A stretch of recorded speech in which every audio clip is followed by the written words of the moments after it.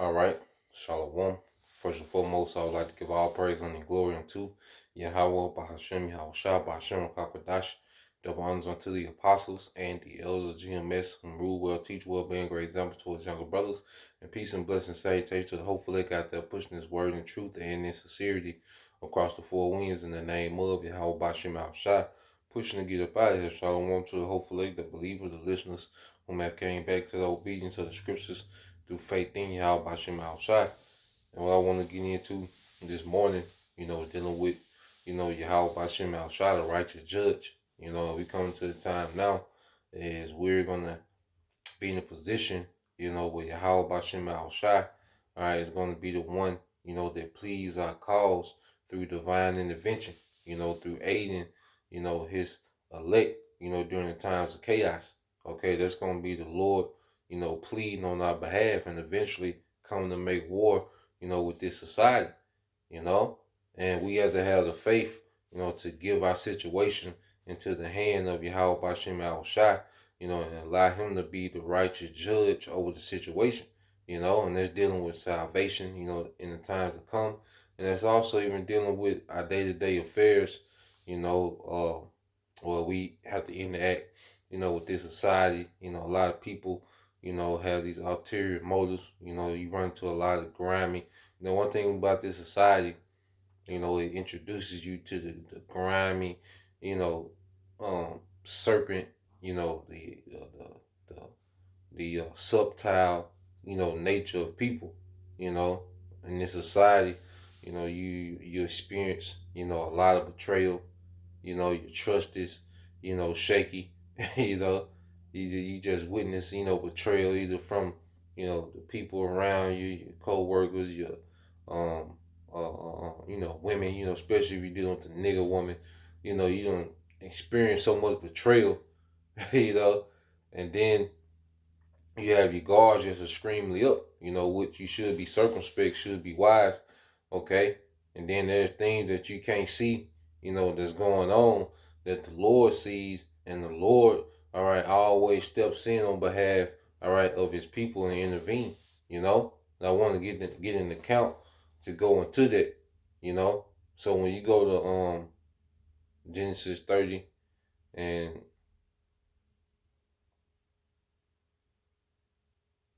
all right, this is Genesis 30 and 25. And it came to pass when Rachel had born Joseph that Jacob said unto Laban, send me away that I may go unto my own place and to my country. All right. And, Laban was, the father-in-law of Jacob, the mother, Shalaki, the father of Leah and Rachel. Okay. So it says, give me my wives and my children for whom I have served thee. Jacob, worked 14 years altogether for Laban. And said, I have served thee and let me go, for thou knowest my service which I have done. And Laban said unto him, I pray thee, if I have found favor in thine eyes, tarry, for I have learned by experience that the Lord have blessed me for thy sake. You see, and Laban, he was becoming, more prosperous as he had Jacob, serving him, man. That's pretty much the sentiment of this captivity, especially in America, where a nation will have Israel in captivity and that nation will flourish, but especially here in America, one of the reasons that they was able to rise, to a superpower is because they had the bulk, of Israelites, in captivity, man, and that's how Laban, he pretty much had Jacob in the form of captivity, servitude, and he was becoming prosperous, so he didn't want to let, Jacob leave. You see, and then we're gonna go into it some more. And that's how it is now, like just as ancient Pharaoh. That's why Pharaoh didn't want to let, Jacob go, Israel go. He didn't want to let Israel go because he was prospering, man. You see, there was a prospering and thriving economy, okay, with Israel in captivity, man. You see, and it says, reading on, I'm going to go to the NLT. This is verse 28. It says, "Tell me how much I owe you. Whatever it is, I pay it." Jacob replied, "You know how hard I work for you and how your flocks and herd have grown under my care. You had little indeed before I came, but your wealth has increased enormously. The Lord have blessed you through everything I've done, but now what about me? What can I start providing? When can I start providing for my own family?" Okay? "What wages do you want?" Laban asked again. Jacob replied, "Don't give me anything. Just do this one thing, and I'll continue to tend and watch over your flocks.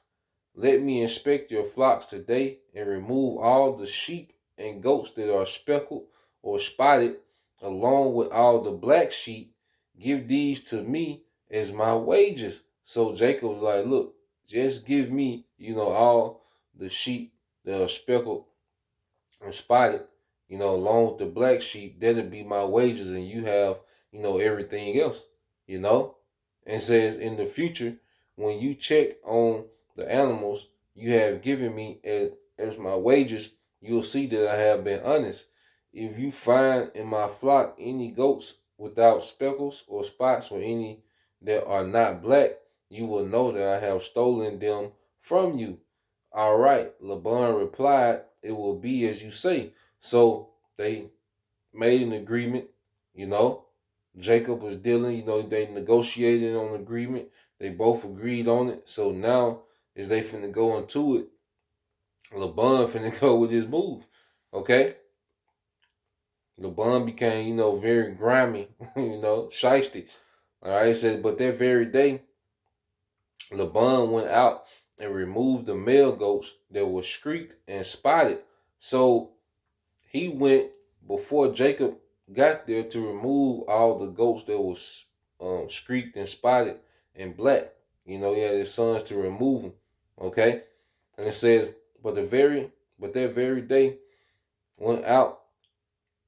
That very day Laban went out and removed the male goats, and there were streaked and spotted, and all the female goats that were speckled and spotted or had white patches, and all the black sheep. He placed them in the care of his own sons, who took them 3 days' journey from where Jacob was. Meanwhile, Jacob stayed and cared for the rest of Laban's flock. Then Jacob took some fresh branches from poplar, almond, and plane tree, and peeled off scraps of the bark, making white streaks of them. So Jacob, what he did, he took some branches pretty much and peeled off bark, and the branches looked like they were streaked or spotted, you know, because remember all the speckled and spotted livestock, Laban had his sons to come get, so he had plain. Jacob didn't have nothing but plain color livestock, because Laban wanted Jacob to just breed for his increase, for Laban's increase. Okay, but now Jacob is putting the play together. You see, and it was all inspired by Yahweh Shema Shai. We're gonna go into it. It says, and then he placed these peeled branches in the watering troughs where the flocks came to drink, for that was where they made it. So when the sheep would come to the water, the branches was in the water.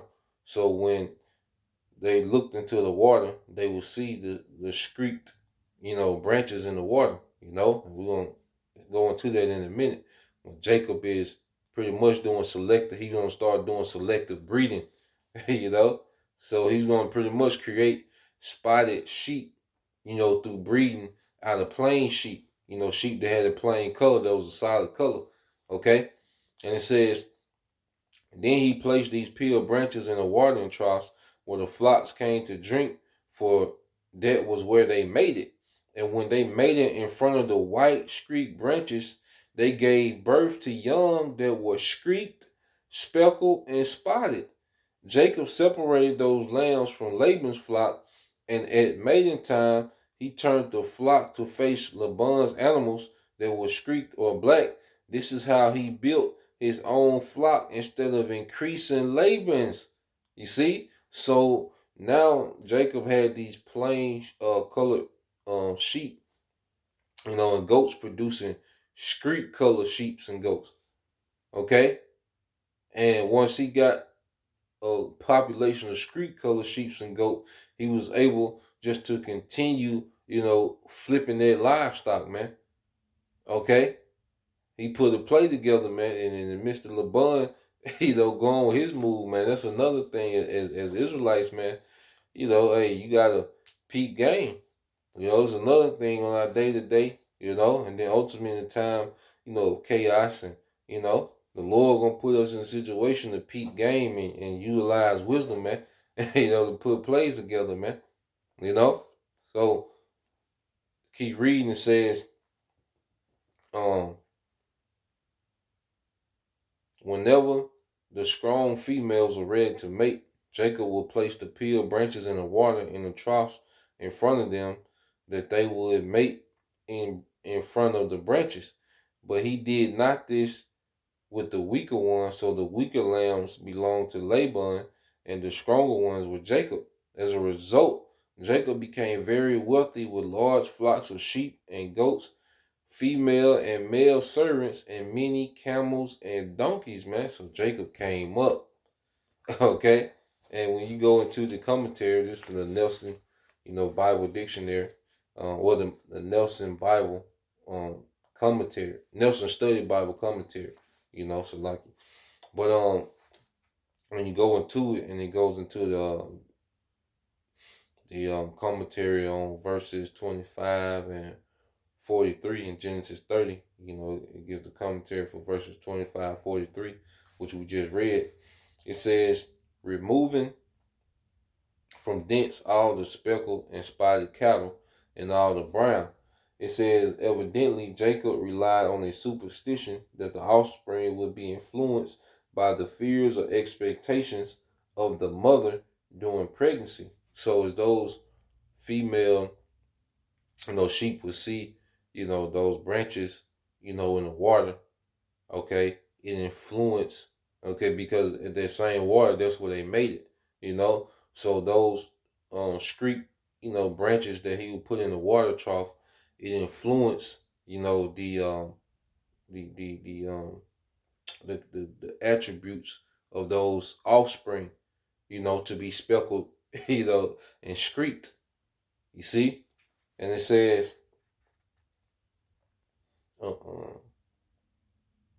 read again, said Jacob relied on a superstition that the offspring will be influenced by the fears or expectations of the mother during pregnancy. Tests have shown that spotting, okay, gives away to solid color in the breeding of goats. Modern genetic studies on dominance and laticity have supported Jacob's method, okay, which at one time seemed to link the Bible with groundless superstition. Jacob's success was also attributed to selective breeding in addition to divine help. Now, we're going to get into the part of the divine help, because what did Jacob get that wisdom from to do that? Okay,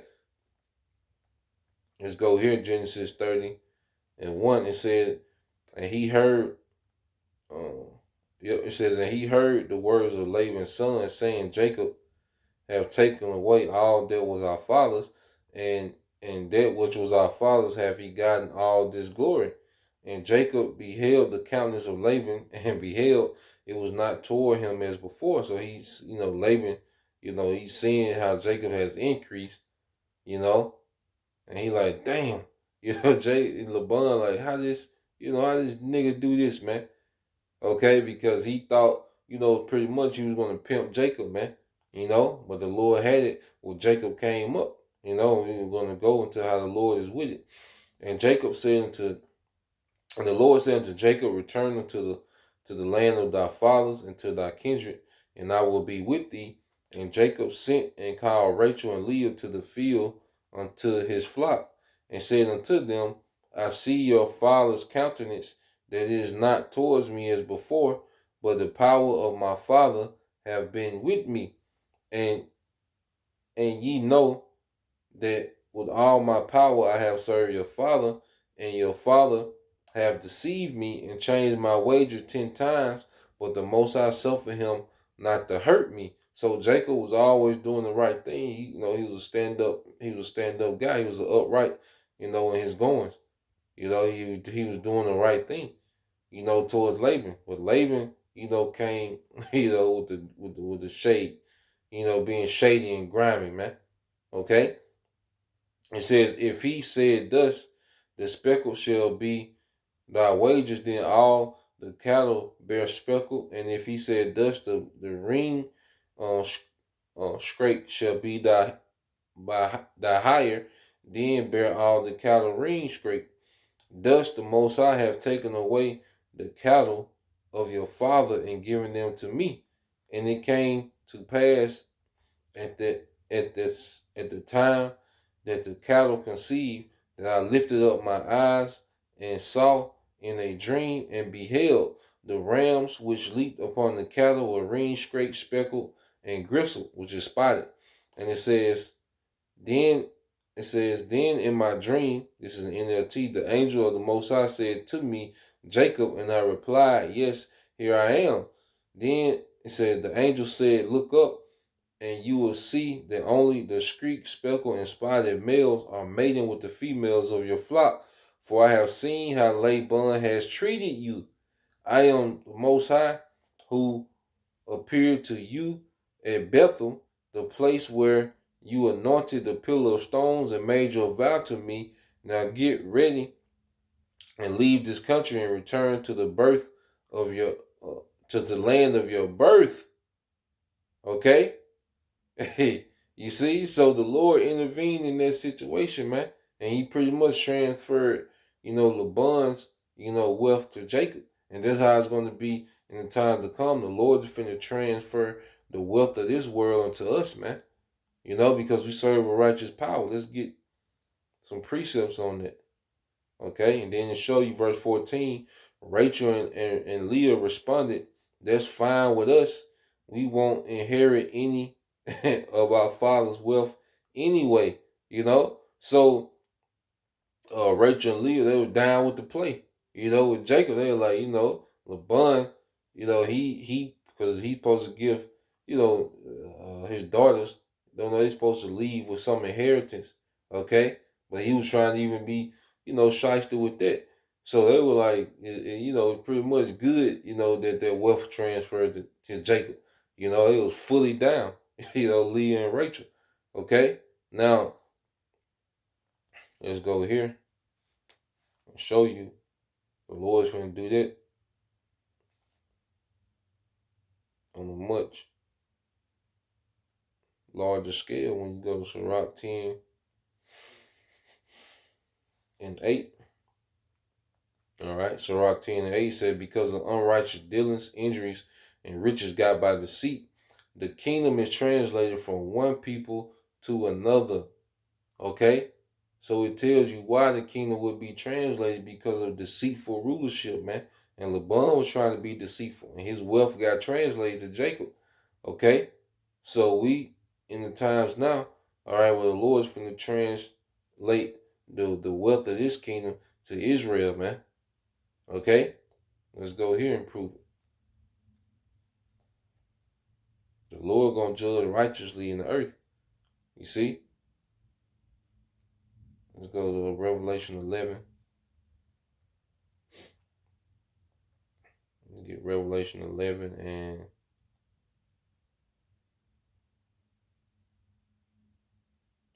and 14.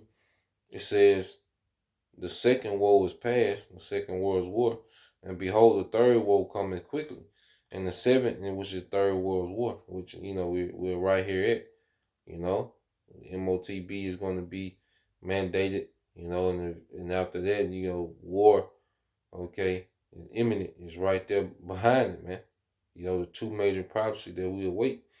It says, and the seventh angel sounded, and there was great voices in heaven saying, the kings of this world are become the kingdoms of our Lord. That's their translation of kingdoms.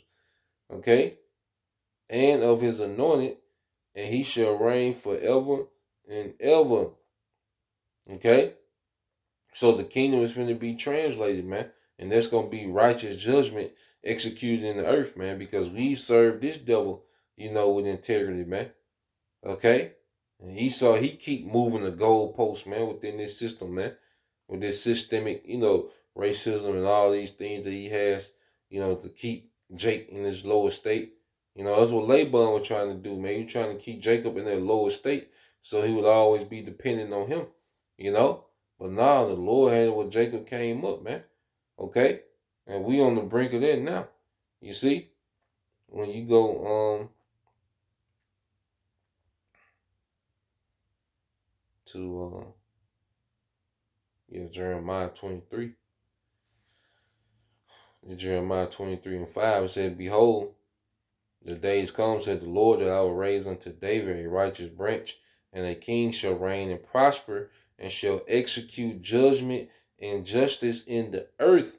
So it's going to be Yahushua that's going to execute their righteous judgment in the earth, man. That's going to translate, the kingdom, all right, from Esau, Edom, unto Jacob. The wealth of this kingdom is going to be transferred unto us, man. Okay? Now, let's go here. So in the times to come, when Esau gets to making all these accusations, because he's getting ready to persecute brothers, that we see that play, being put together. The Lord will, I can put a video up on that, later on today, but we see the persecution getting ready to come from this guy, It said this Psalm 9 and 8, it says, and he shall judge I started at 7. It says, but the Lord shall endure forever. He hath prepared his throne for judgment, and he shall judge the world in righteousness. He shall minister judgment to the people in uprightness, man.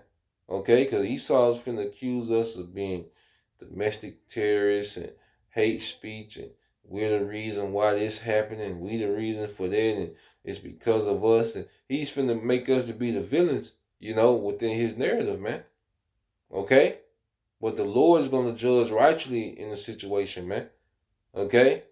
He's going to persuade the masses that we're the villains, man.